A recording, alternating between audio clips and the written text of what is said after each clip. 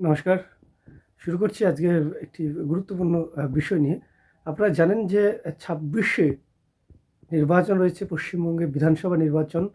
তার পূর্বে রাজ্য বিজেপির সভাপতি কে হবে, এইটা নিয়ে কিন্তু বহু নাম ঘুরছে। আসলে এখনও বিরোধীরা, রাজ্যের প্রধান বিরোধী দল মানে বিজেপি, তারা এখনও তাদের রাজ্য সভাপতি ঠিক করতে পারেনি। কারণ বিজেপিতে একটা নিয়ম আছে যে এক ব্যক্তি এক পদ। সেই অর্থে কিন্তু রাজ্যের বর্তমান সভাপতি, রাজ্য সভাপতি সুকান্ত মজুমদার কিন্তু তাহলে রাজ্য সভাপতি থাকতে পারবেন না যদি সেই নিয়মটাকে মানা হয়। দেখুন, দিল্লি মহারাষ্ট্রের জয়ের পরে দিল্লি জয়, এরপরে কিন্তু এই বছরের শেষ নাগাদ কিন্তু বিহারে বিধানসভা নির্বাচন রয়েছে এবং আগামী বছর শুরুর দিকে বলা চলে মার্চ এপ্রিল থেকে হয়তো ভোটের দামামা বেজে যাবে।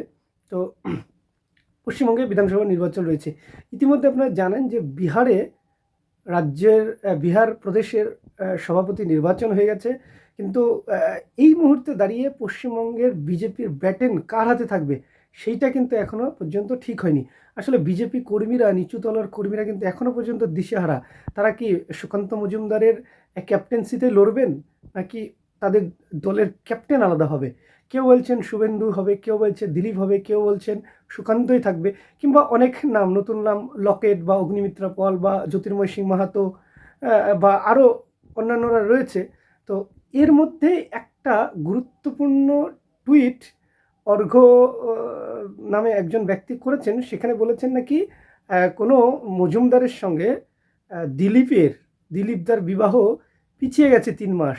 কেন পিছিয়ে গেছে? কারণ তিনি নাকি রাজ্য সভাপতি হচ্ছেন। এইটা নিয়ে কিন্তু এখন শোরগোল রয়েছে। আর এই এই টুইটটাকেই আবার পোস্ট করেছেন তথাগত রায়। তথাগত রায় আপনারা জানেন যে বিজেপির বরিষ্ঠ নেতা ছিলেন এবং তিনি ত্রিপুরা, মেঘালয়ের রাজ্যপালও ছিলেন। ফলে তিনি যখন এটা টুইট করেছেন, তিনি অনেকটা ব্যঙ্গই করেছেন যে দিলীপরা তো আরএসএসের লোক, তারা তো বিবাহ করেন না। এটা কি সত্যি? এইভাবে করে করেছেন। অর্থাৎ দেখুন, কেন্দ্রীয় বিজেপি হয়তো মানে বুঝতে পারছে না কার হাতে পশ্চিমবঙ্গের ব্যাটনটা দিলে তাদের ২৬শে সুবিধা হবে। শুভেন্দু লড়াই করছেন বিধানসভার ভেতরে। বাইরের লড়াইটা কে করবে?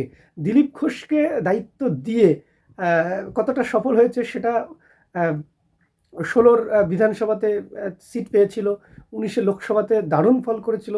হ্যাঁ, কিন্তু আবার ২১-এ যখন সরে গেলেন, তখন কিন্তু সেই ফলটা করতে পারেনি। ২৪-এ কিন্তু সেই ফলটা হয়নি।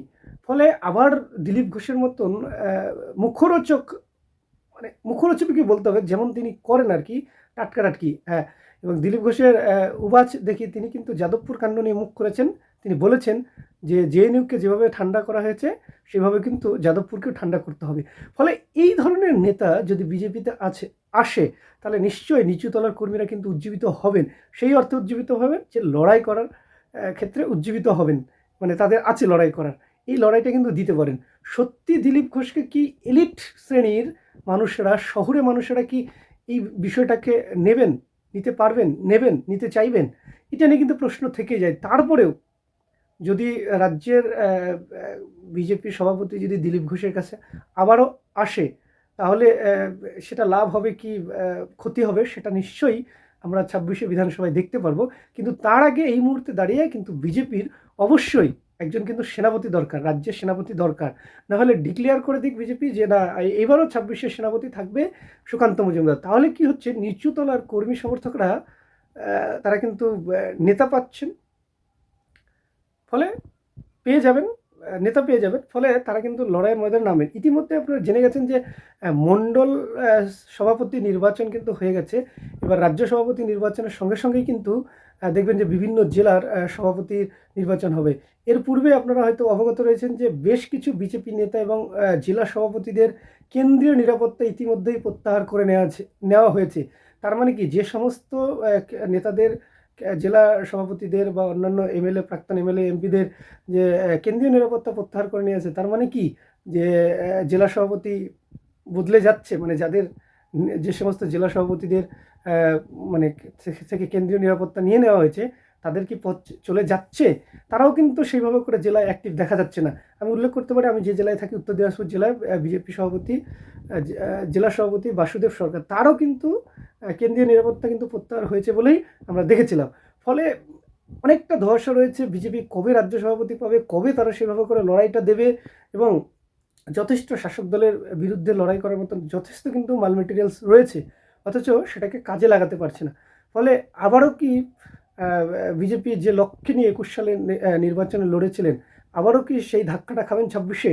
এটা কিন্তু দেখার। যত তাড়াতাড়ি সম্ভব এই রাজ্য সভাপতি নির্বাচন, বহুদিন ধরে আমরা শুনছি কবে হবে, এ হবে, ওই হবে, এই টানাপোড়েনটা কিন্তু অবশ্যই বন্ধ হওয়া দরকার, এবং কেন্দ্রীয় নেতৃত্ব কী ভাবছেন পশ্চিমবঙ্গকে নিয়ে সেটা কিন্তু বুঝতে বাকি নেই। আরেকটা কথা জানি রাখি যে এই যে হিন্দুত্ববাদীর দল এবং দেশভক্তির মানে দেশপ্রেমিক দল হিসেবে বিজেপির যে স্ট্যান্ড, সেই স্ট্যান্ডটাতে কিন্তু ধাক্কা লাগাচ্ছেন শিবসেনার উদ্ধব ঠাকরে। উদ্ধব ঠাকরে বলছেন এগুলো সব ভুয়ো। তো সমস্তটা মিলেই কিন্তু বিজেপি খানিকটা চাপে বলে মনে হচ্ছে, এবং রাজ্য সভাপতি নির্বাচনের ক্ষেত্রে তো অবশ্যই চাপে। মানে কাকে করলে কে সন্তুষ্ট হবে, কোন লবি সন্তুষ্ট হবে, এইটা কিন্তু যথেষ্ট চাপে রয়েছে। আরেকটা ঝাটকা, ডেইলি হান্টের আমি যে তথ্যগুলো বললাম সমস্তটা কিন্তু ডেইলি হান্ট নিউজের পক্ষ থেকে যে পোস্ট করা খবর, সেখান থেকে আমি দেখে বললাম। তো আবারও একটা যে ঘটনা, সেটা হচ্ছে শুভেন্দু অধিকারী পরিচিত তাপসী মণ্ডল, হলদিয়ার বিধায়ক, তিনি দল ত্যাগ করেছেন, এবং তার সঙ্গে সঙ্গে বেশ কয়েকজন বিজেপি নেতাও কিন্তু তৃণমূলে যোগদান করেছেন। ফলে বিজেপি যে মোটের উপরে পশ্চিমবঙ্গে ভালো নেই, খুব একটা ভালো স্থানে নেই, সেটা কিন্তু একেবারে এই সমস্ত দৃশ্যগুলো দেখলে কিন্তু পরিষ্কার হয়ে যায়। এই বিষয়ে আপনাদের মতামত থাকতে পারে। দেখা হচ্ছে পরের কোনো ভিডিওতে। ততক্ষণ ভালো থাকুন, সুস্থ থাকুন। ধন্যবাদ।